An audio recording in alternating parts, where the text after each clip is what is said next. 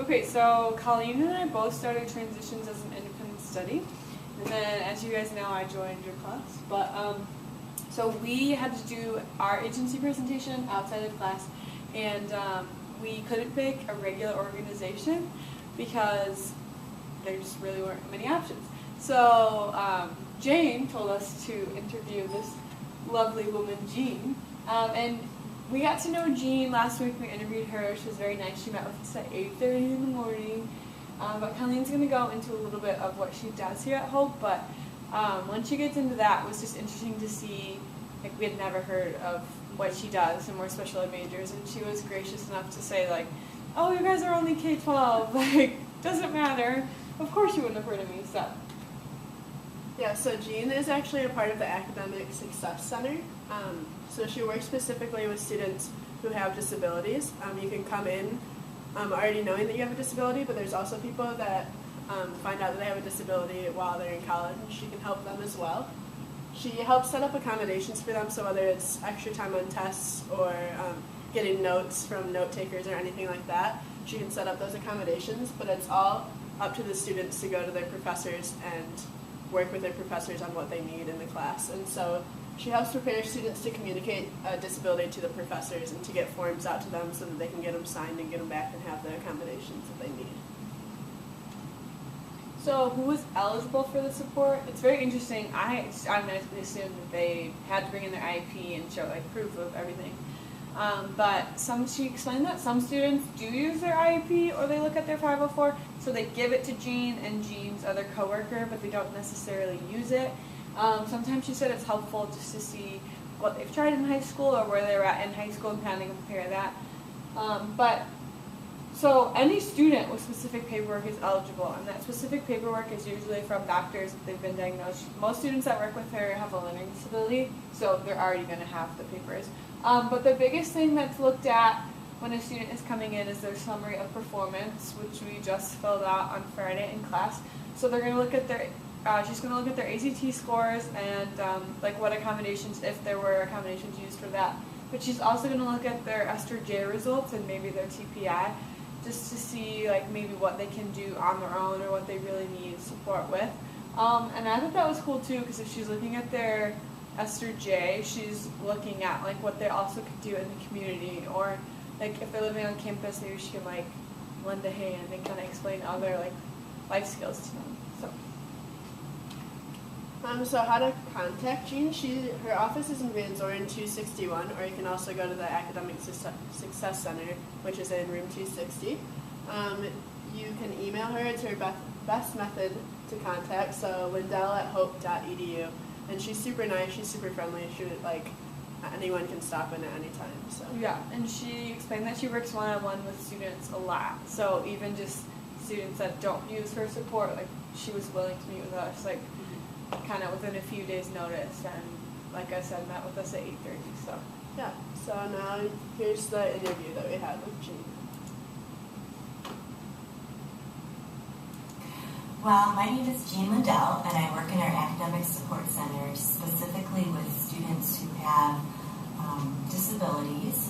Most of the students I work with have learning disabilities and ADHD, although I do have a few students that have physical impairments as well, and a few students with chronic illnesses, which are included in otherwise health impaired, I guess I would term that, in the K through 12. So I do work with some students with those issues as well.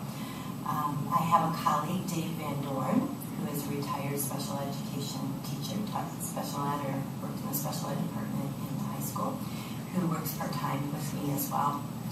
So it's the two of us making the academic accommodations at Hope. We also have Louise Shoemaker, who works out of the student development office, and Louise works with students on any housing accommodations that students may need, and also runs a support group for students with disabilities on campus. So, she always comes to our ed classes and brings Franklin. Yes, Franklin. He's a great dog. Yeah. So she's had a few really nice ones. That's what she's told me before. Oh, well, he's not like the best one. Yeah. He's a little more naughty than some of the others. So what is the process for someone Like, do they have to have an IEP in high school in order to receive support from you guys, or how does that work? We actually don't use IEPs or 504 plans in college. Okay. If students have those, they can bring those, and I can look those over. But what we really are looking for is the psychological testing that's done to diagnose the disability. The documentation varies a little bit depending on disability. Obviously, someone with a chronic illness, we're going to want medical information. Again, with a learning disability, it's more of a psychological evaluation that's done to diagnose it. We ask that the documentation be current, so within 3 to 5 years of when they come. It used to be that the state required high schools or schools to evaluate or reevaluate periodically. I think they've moved a little bit away from that. So some of our students may not have as current of documentation as we would like, and then we ask them to bring what they have, and we can review that and see if that's going to be enough to validate the need for accommodations in college. There's also a summary performance that is written usually when a student's on an IEP in high school, and those are really, really helpful for us because it just summarizes where the student is at when they're graduating from high school. It gives us a really nice idea of what they've used and what might be helpful in college too. So those are some things. I do have a few students who have given me their IEPs, and I have them on file here, but we don't really use those per se in college. Right. So when a student comes, they make an appointment to meet with either Dave or myself.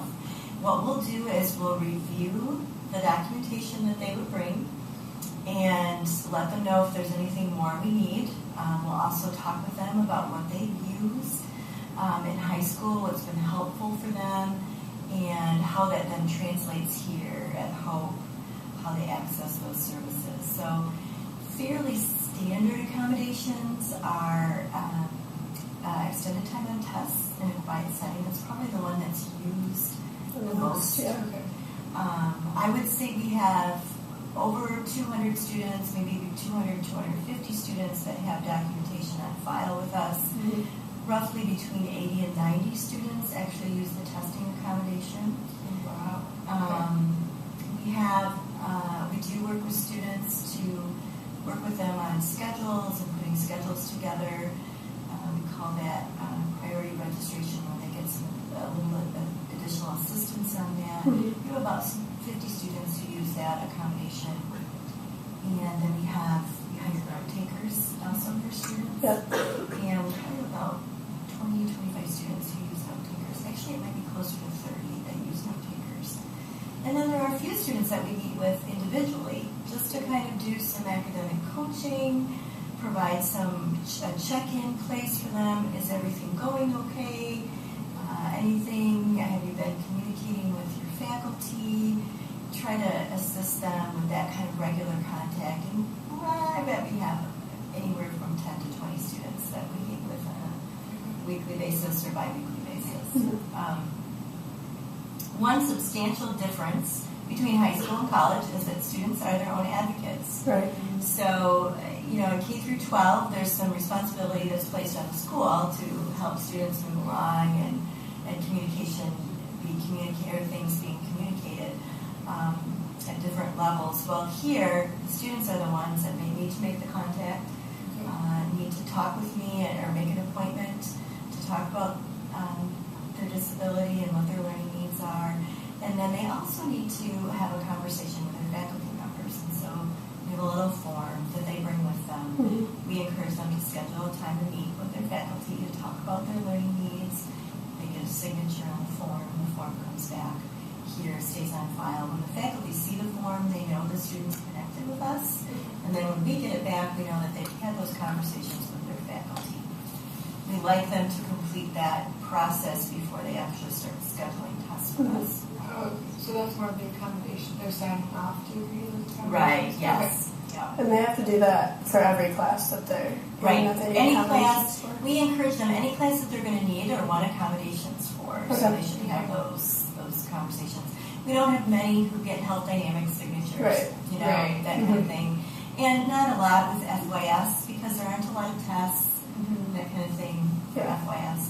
But many of the others. English 113, we don't do a lot of accommodating. A lot of that happens through the center, the Writing Research Center, and working closely with our faculty. It's still good to have those conversations with faculty members know what's going on.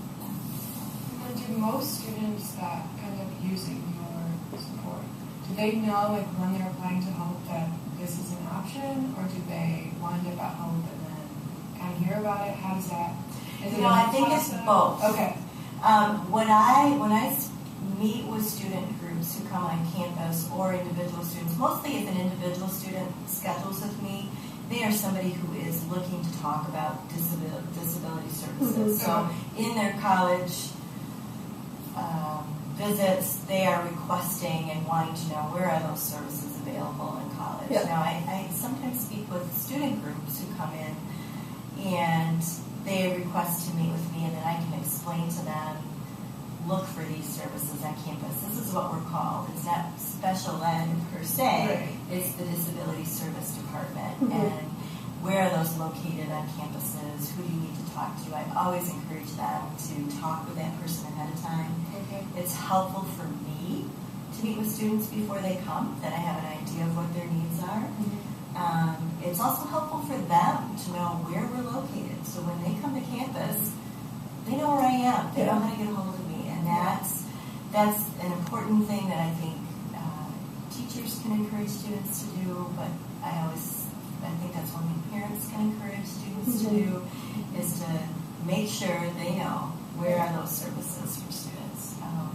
It's difficult because parents don't have access to academic records in college. It's really, and once a student turns 18 in a post-secondary environment, parents don't have a lot of rights at that point to be involved or for us to communicate with them.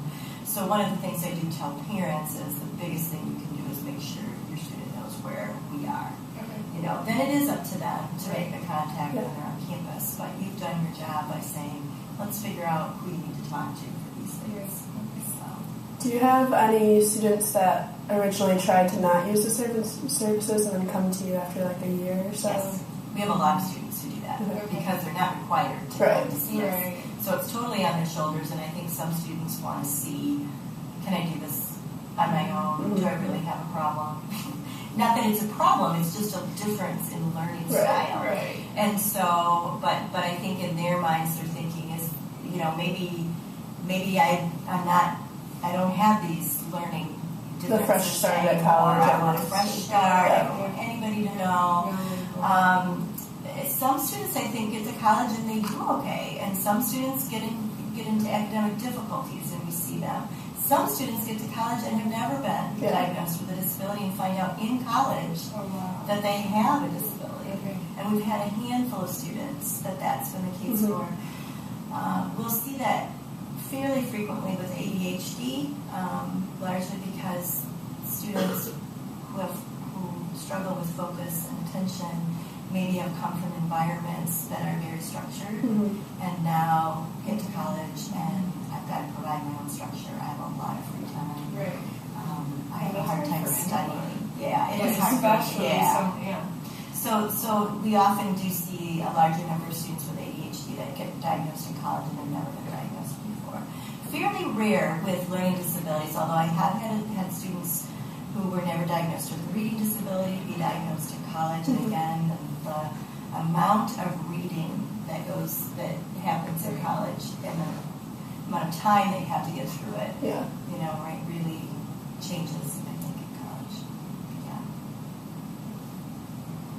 One more question. How many years have you been at Hope? I've been here a long time. Have you always been working in?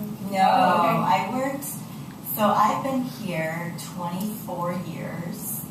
I worked in counseling about 14 of those years, and then this is my 10th year in the Academic Success Center doing disability services, accommodations. What was your major in college? It was psychology and sociology, so it was a composite major, and then I went on and got a social work degree, an MSW degree. It's interesting in this field across different institutions, you'll find people with different degrees that are working in the field. Mhm. So counseling degrees, probably special ed degrees, social work. I think even I think we've got somebody in an association that has a law degree. Wow. So it just depends. People find their way into Yeah. this field in many different ways. I Mhm. think so. Yeah. And Zoran 260, right? Yes, right. Yes, and actually, our office is across the hall, so I think that office number is 261. So Okay. it's within the academic support center, and so they just touch base with the front desk staff and that kind of thing. I should mention a little bit too, when we meet with students individually, we do this, it's called academic coaching. And so we'll often work with students on study strategies, time management skills, some of those things that can be helpful. And our office as a whole works with the general student body on those skills as well. But Dave and I would work specifically with our students who contact us regarding accommodations and learning specific learning needs. So, Well, thank you. yeah. Awesome, thank you. You're welcome.